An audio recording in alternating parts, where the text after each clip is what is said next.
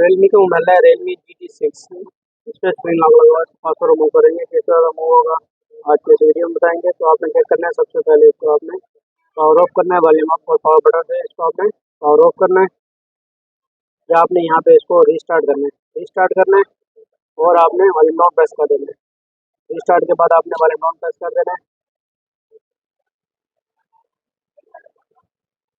Restart करना है और वॉल्यूम डाउन प्रेस कर देना है।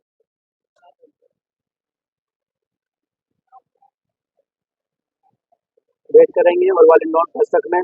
यहाँ से आपने लैंग्वेज सेलेक्ट करनी है, इंग्लिश या आप जो भी हो। बाद में डेटा पे जाएंगे, यहाँ पे इंटर कोड आएगा तो आपने कोड इंटर कर लेना 2863। बाद में डेटा होगा, जितना डेटा वगैरह होगा सब डिलीट हो जाएगा। ओके करेंगे तो उसके बाद ऑटोमेटिक बोल हो जाएगा। तो बाद में डेटा होने के बाद होने में थोड़ा सा टाइम लगेगा। हम यहाँ पे वीडियो को स्किप करेंगे या वीडियो को फास्ट फॉरवर्ड करेंगे। ऑन हो गए, ऑन होने में थोड़ा सा टाइम दिया, हम यहाँ से सिलेक्ट करेंगे, स्किप करेंगे, सिलेक्ट करेंगे, स्किप करेंगे। वीडियो